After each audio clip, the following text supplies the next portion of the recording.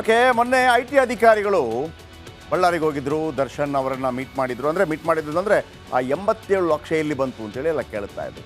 ಇದಾದ ನಂತರ ತನ್ನ ಜಾಮೀನು ಅರ್ಜಿ ಪುರಸ್ಕೃತವಾಗುತ್ತೆ, ಜಾಮೀನು ಸಿಗುತ್ತೆ ಅಂತ ಭಾಳ ಖುಷಿಯಲ್ಲಿದ್ದರು. ಅವರ ಖುಷಿಗೆ ಇಂಬು ನೀಡ್ತಾ ಇಲ್ಲ ಕೋರ್ಟ್. ಮತ್ತೆ ಅವರು ಜೈಲಲ್ಲೇ ಇರಬೇಕಾಗಿದೆ. ದರ್ಶನ್ಗೆ ಜಾಮೀನು ಸಿಗಲಿ ಅಂತ ಅಭಿಮಾನಿಗಳು ದೊಡ್ಡ ಮಟ್ಟದಲ್ಲಿ ಆಶಿಸ್ತಾ ಇದ್ರು. ಆದರೆ ಅಂಥದ್ದೇನು ಕಾಣ್ತಾ ಇಲ್ಲ. ಕಾಟೇರನ ಕನಸಿಗೆ ಕೋರ್ಟ್ ತಣ್ಣೀರರಿಸಿದ್ದು ಮತ್ತಷ್ಟು ದಿನ ಜೈಲು ವಾಸ ಮಾಡುವ ಅನಿವಾರ್ಯತೆ ಕಾಟೇರನಿಗೆ ಎದುರಾಗಿದೆ. ಒಂದು ರಿಪೋರ್ಟ್.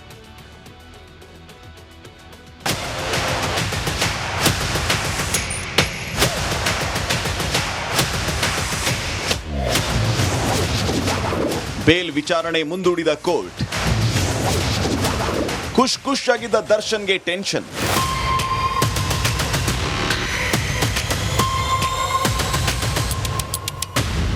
ಮೊನ್ನೆ IT ವಿಚಾರಣೆಗೆ ಬಂದಿದ್ದ ದರ್ಶನ್ ಮುಖದಲ್ಲಿ ಮಂದಹಾಸ ಮೂಡಿತ್ತು. ಬೇಲ್ ಸಿಕ್ಕೇ ಬಿಡುತ್ತೆ ಅಂತ ಖುಷಿಯಲ್ಲಿದ್ದ ಬಾಸ್ಗೆ ನ್ಯಾಯಾಲಯ ಶಾಕ್ ಕೊಟ್ಟಿದೆ. ಆದ್ದರಿಂದ ದರ್ಶನ್ ಬೇಸರಗೊಂಡಿದ್ದಾರಂತೆ. ದರ್ಶನ್ ವಕೀಲರಿಂದ ಮಹಾರಣತಂತ್ರ. ಮತ್ತೊಂದು ಬಾರಿ ದರ್ಶನ್ ಬಳಿ ಪೂರ್ಣ ಮಾಹಿತಿ ಪಡೆದು ವಾದ ಮಂಡಿಸಲು ವಕೀಲರು ಪ್ಲಾನ್ ಮಾಡಿದಾರಂತೆ. ಬೇಲ್ ಅರ್ಜಿ ವಿಚಾರಣೆ ವೇಳೆಯೂ ಸಮಯಾವಕಾಶ ಕೇಳಿರುವ ಲಾಯರ್ ಈ ಬಾರಿ ಮತ್ತಷ್ಟು ಎಚ್ಚರಿಕೆಯಿಂದಾಗಿ ವಾದ ಮಂಡಿಸಲಿದ್ದಾರೆ.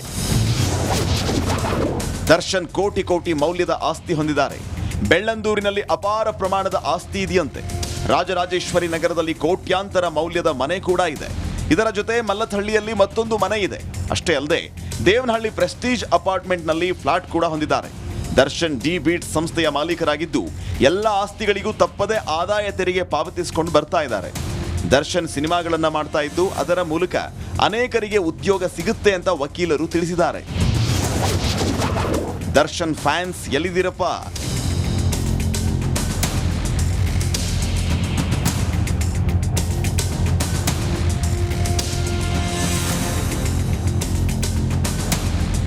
ಬಳ್ಳಾರಿ ಜೈಲಲ್ಲಿರೋ ದಾಸಗೆ ಜಾಮೀನಿನ ಚಿಂತೆ ಆದ್ರೆ ಬೇಲ್ ಸಿಕ್ಕಿರೋ ಆರೋಪಿಗಳಿಗೆ ಹಣ ಕಟ್ಟೋರೇ ಇಲ್ಲ. ಶುರುಟಿ ನೀಡೋರಿಲ್ಲದೆ ಕೇಶವಮೂರ್ತಿ, ಕಾರ್ತಿಕ್, ನಿಖಿಲ್ಗೆ ತುಮಕೂರು ಜೈಲಲ್ಲೇ ಇದ್ದಾರೆ. Bureau report, republic Kannada. ಪಾಪ ಆ ಮೂವರು ಇದ್ದಾರಲ್ಲ, ಕೇಶವ್, ಕಾರ್ತಿಕ್ ಮತ್ತು ನಿಖಿಲ್, ಕೈ ಕೊಟ್ಬಿಟ್ರಲ್ಲ ನೀವೆಲ್ಲ ಸೇರಿ. ದರ್ಶನ್ ಅಭಿಮಾನಿಗಳು ನೀವೆಲ್ಲ ಸೇರಿ ದುಡ್ಡು ಸೇರಿ ಕೊಡಬೇಕಲ್ವ? ನೀವು ಕೊಡ್ಬೇಕು ತಾನೇ? ಬಾಸ್ಗಾಗಿ ಏನು ಬೇಕಿದ್ರು ಮಾಡ್ತೀವಿ, ಇದನ್ನು ಮಾಡಿ. ಒಂದು ವಾರ ಆಯ್ತು ರೀ ಅವರು ಬೇಲ್ ಸಿಕ್ಕಿದೆ ರೀ. ಈಗ ನೀವು ಹೆಲಿಕಾಪ್ಟರ್ ಬುಕ್ ಮಾಡ್ತೀನಿ ಅಂತ ಹೇಳ್ತಿದ್ದೀರಿ, ಅದಕ್ಕೆ ದುಡ್ಡು ಕೊಡ್ತೀರೋ ಇಲ್ಲೋ ಗೊತ್ತಿಲ್ಲ. ಅಟ್ಲೀಸ್ಟ್ ಇವ್ರಿಗಾದ್ರೂ ಕೊಡಿ. ನೋಡಿ, ಆಮೇಲೆ ಯಾವ ಕಾರಣಕ್ಕಾಗಿ ಕೊಲೆ ಆಗಿದ್ದು? ಈ ಹೆಣ್ಣುಮಗಳ ಕಾರಣಕ್ಕಾಗಿ. ಈ ಹೆಣ್ಣುಮಗಳು A1. ಈಗ ಈ ಹೆಣ್ಮಗಳಿಗೆ ಏನಾಗಿದೆ, ಪವಿತ್ರ ಗೌಡಗೆ ನೀವು ಏನು ಬೇಕಿದ್ರು ಮಾಡಿ, ನಾನು ಭಾಷೆ ಆದರೆ ಸಾಕು ಅಂತ ಆಗ್ಬಿಟ್ಟಿದೆ. ನೀವು ಏನು ಬೇಕಿದ್ರು ಮಾಡ್ಕೊಳ್ಳಿ. ಅವರ ವಾದ ಹಂಗಿದೆ. ಟಾಮಿ ಸೆಬಾಸ್ಟಿಯನ್ ಅಂತೇಳಿ ಒಬ್ಬರು ಲಾಯರ್ ಇದ್ದಾರೆ, CV ನಾಗೇಶ್ ಥರನೇ. ನಾನು ಅವತ್ತಿಂದ ಈ CV Nagesh, Tommy Sebastian, Shyam Sundar, ವಿಶೇಷವಾಗಿ CV ನಾಗೇಶ್ ಮತ್ತು ಟಾಮಿ ಸೆಬಾಸ್ಟಿಯನ್ ಅವ್ರ ಬಗ್ಗೆ ರವಿ ಬೆಳಗೆರೆ ಭಾಳ ರಸತ್ತಾಗಿ ಹೇಳ್ತಾಯಿದ್ರು. ಹಾಗಾಗಿ ನಮಗೆಲ್ಲ ಇವರೇ ನೋಡಿ CV ನಾಗೇಶ್, ಇವರೇ ನೋಡಿ ಟಾಮಿ ಸೆಬಾಸ್ಟಿಯನ್, ಡಡ್ ಡಡ್ ಡಡ್ ಡಡ್ ಅಂತ ಬರೋದು ಮ್ಯೂಸಿಕ್. ಸೊ ಹಾಗಾಗಿ ಅವರೊಂದು ಎಂಟ್ರಿ ಕೊಟ್ಟರೆ ಕೇಸಲ್ಲಿ ಬಚಾವಾದರು ಅಂತ ಲೆಕ್ಕ. ಈಗ ಅದೇ ಒಂದು ಭಯಂಕರವಾದಂಥ ಒಂದು ಐಡಿಯಾದೊಂದಿಗೆ ಅಥವಾ ಒಂದು ವಾದದೊಂದಿಗೆ ಬಂದಿದ್ದಾರೆ ಟಾಮಿ ಸೆಬಾಸ್ಟಿಯನ್. ಏನು ನೋಡಮ್ಮ, ನೀನು ಹೊರಗೆ ಬರಬೇಕು ಅಂದರೆ ಹಿಂಗೆ ಕೇಳಬೇಕು, ಹಿಂಗೆ ಹೇಳಬೇಕು, ಇಲ್ಲ ಅಂದರೆ ಬರೋಕ್ಕಾಗಲ್ಲ. ಏನದು? ಕಟಕಟೆಯಲ್ಲಿ ಕಾಟೇರನಿಗೆ ಪವಿತ್ರ ಗೌಡ ಶಾಕ್ ಕೊಡುವ ಸಾಧ್ಯತೆ ಇದೆ. ನನ್ನನ್ನೇ ಕರ್ಕೊಂಬಂದಿದ್ದೀರಿ, ನಾನು ಕೊಂದಿಲ್ಲ, ನಾನಂತೂ ಕೊಂದಿಲ್ಲ, ಮತ್ತೆ ಯಾರು ಕೊಂದಿದ್ದು? ಅವರು ಕೊಂದಿರ್ಬೋದು, ಅವರನ್ನು ನೋಡ್ಕೊಳ್ಳಿ, ನನ್ನನ್ನು ಯಾಕೆ ಅನ್ನೋ ರೀತಿ ವಾದ. ಈ ಕಾರ್ತಿಕ್ಕು, ಆಮೇಲೆ ಯಾರು ಆ 3 ಜನ ಇದ್ದಾರಲ್ಲ, ಕಾರ್ತಿಕ್, ಕೇಶವಮೂರ್ತಿ, ನಿಖಿಲ್ ಥರನೇ ನಾನು ಕೊಂದಿಲ್ಲ, ನಾನು ಹೇಳ್ದೆ ನಿಜ, ನಾನು ಹೊಡೆದೆ ನಿಜ, ಬಟ್ ನಾನು ಕೊಂದಿಲ್ಲ, ಅದಂತೂ ಪಕ್ಕ. ಕೋರ್ಟ್ನಲ್ಲಿ ಪವಿತ್ರ ಪರ ವಕೀಲರು ಈ ರೀತಿ ವಾದ ಮಾಡ್ತಾ ಇದ್ದಾರೆ. ರೇಣುಕಾ ಸ್ವಾಮಿ ಕಪಾಳಕ್ಕೆ ಪವಿತ್ರ ಹೊಡೆದಿದ್ಲು. ಹೌದು, ಸತ್ಯ, ಹೊಡೆದಿದ್ದೀನಿ ಸರ್, ಕಪಾಳಕ್ಕೆ ಹೊಡೆದಿದ್ದೀನಿ. ಪವಿತ್ರ ಕಪಾಳಕ್ಕೆ ಹೊಡೆದಿದ್ದು ಬಿಟ್ಟರೆ ಏನೂ ಮಾಡಿಲ್ಲ. ಇನ್ನೊಂದೇನು ಚಪ್ಪಲಿಯಲ್ಲಿ ಹೊಡೆದಿದ್ದಾರೆ ಅಂತೇಳಿ. ಕಪಾಳಕ್ಕೆ ಹೊಡೆದಿದ್ದು ಬಿಟ್ಟರೆ ಬೇರೆ ನನ್ನ ಮೇಲೆ ಆರೋಪ ಇಲ್ಲ ವಾದ. ಕಪಾಳಕ್ಕೆ ಹೊಡೆದ ನಂತರ ಮನೆಗೆ ಡ್ರಾಪ್ ಮಾಡಿದರು ನನ್ನ ಕರ್ಕೊಂಬಂದರು. ನೋಡಿ ಇವನೇ ಅಂತ ಹೇಳಿದರು. ನನ್ನ ಕಪಾಳಕ್ಕೆ ಒಂದು ಹೊಡೆದೆ, ಮ್ಯಾಕ್ಸಿಮಮ್ ಚಪ್ಪಲಿಯಲ್ಲಿ ಇರ್ಬೋದು. ಆಮೇಲೆ ನಾನು ಹೋದೆ. ಚಾರ್ಜ್ ಶೀಟ್ನಲ್ಲಿ ಷಡ್ಯಂತ್ರ ಮಾಡಿದ್ದಾರೆ ಎಂದಿದ್ದಾರೆ. ಆದರೆ ಷಡ್ಯಂತ್ರ ಏನೆಂದು ಪೊಲೀಸರು ಸ್ಪಷ್ಟಪಡಿಸಿಲ್ಲ ವಾದ. ರೇಣುಕಾಸ್ವಾಮಿ ಪವಿತ್ರ ಇಮೇಜ್ಗೆ ಧಕ್ಕೆ ತಂದಿದ್ದ, ಹಾಗಾಗಿ ಆಕೆ ಕುಪಿತಗೊಂಡ್ಲು. ನನಗೆ ಧಕ್ಕೆ ಆದಾಗ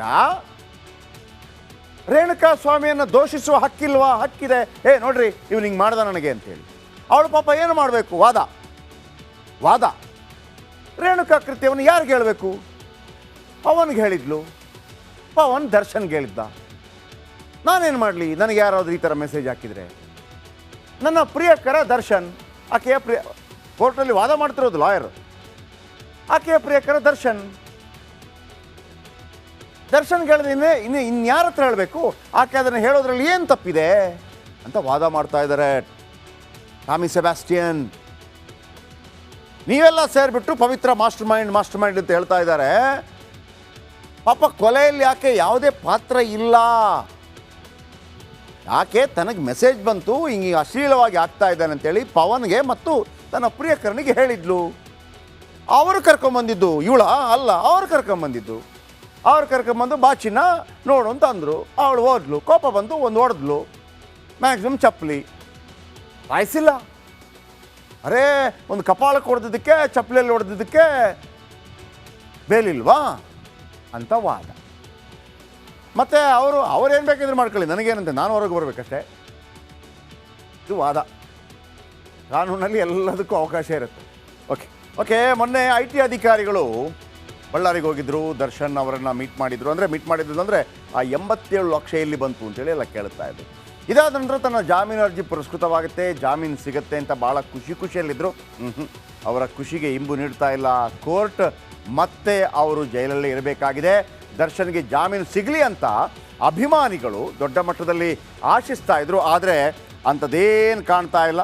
ಕಾಟೇರನ ಕನಸಿಗೆ ಕೋರ್ಟ್ ತಣ್ಣೀರರಿಸಿದ್ದು ಮತ್ತಷ್ಟು ದಿನ ಜೈಲು ವಾಸ ಮಾಡುವ ಅನಿವಾರ್ಯತೆ ಕಾಟೇರನಿಗೆ ಎದುರಾಗಿದೆ. ಒಂದು ರಿಪೋರ್ಟ್.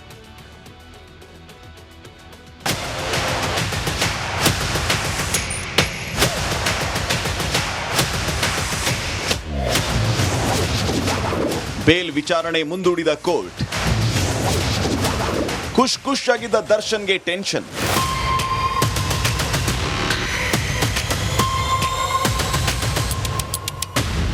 ಮೊನ್ನೆ IT ವಿಚಾರಣೆಗೆ ಬಂದಿದ್ದ ದರ್ಶನ್ ಮುಖದಲ್ಲಿ ಮಂದಹಾಸ ಮೂಡಿತ್ತು.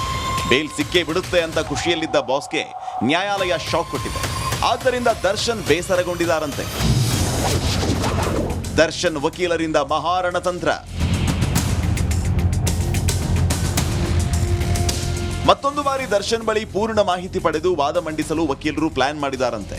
ಬೇಲ್ ಅರ್ಜಿ ವಿಚಾರಣೆ ವೇಳೆಯೂ ಸಮಯಾವಕಾಶ ಕೇಳಿರುವ ಲಾಯರ್ ಈ ಬಾರಿ ಮತ್ತಷ್ಟು ಎಚ್ಚರಿಕೆಯಿಂದಾಗಿ ವಾದ ಮಂಡಿಸಲಿದ್ದಾರೆ. ದರ್ಶನ್ ಕೋಟಿ ಮೌಲ್ಯದ ಆಸ್ತಿ ಹೊಂದಿದ್ದಾರೆ. ಬೆಳ್ಳಂದೂರಿನಲ್ಲಿ ಅಪಾರ ಪ್ರಮಾಣದ ಆಸ್ತಿ ಇದೆಯಂತೆ. ರಾಜರಾಜೇಶ್ವರಿ ನಗರದಲ್ಲಿ ಕೋಟ್ಯಾಂತರ ಮೌಲ್ಯದ ಮನೆ ಕೂಡ ಇದೆ. ಇದರ ಜೊತೆ ಮಲ್ಲಥಳ್ಳಿಯಲ್ಲಿ ಮತ್ತೊಂದು ಮನೆ ಇದೆ. ಅಷ್ಟೇ ಅಲ್ಲದೆ ದೇವನಹಳ್ಳಿ ಪ್ರೆಸ್ಟೀಜ್ ಅಪಾರ್ಟ್ಮೆಂಟ್ನಲ್ಲಿ ಫ್ಲಾಟ್ ಕೂಡ ಹೊಂದಿದ್ದಾರೆ. ದರ್ಶನ್ ಡಿ-ಬೀಟ್ ಸಂಸ್ಥೆಯ ಮಾಲೀಕರಾಗಿದ್ದು ಎಲ್ಲ ಆಸ್ತಿಗಳಿಗೂ ತಪ್ಪದೆ ಆದಾಯ ತೆರಿಗೆ ಪಾವತಿಸಿಕೊಂಡು ಬರ್ತಾ ಇದ್ದಾರೆ. ದರ್ಶನ್ ಸಿನಿಮಾಗಳನ್ನ ಮಾಡ್ತಾ ಇದ್ದು ಅದರ ಮೂಲಕ ಅನೇಕರಿಗೆ ಉದ್ಯೋಗ ಸಿಗುತ್ತೆ ಅಂತ ವಕೀಲರು ತಿಳಿಸಿದ್ದಾರೆ. ದರ್ಶನ್ ಫ್ಯಾನ್ಸ್ ಎಲ್ಲಿದ್ದೀರಪ್ಪ?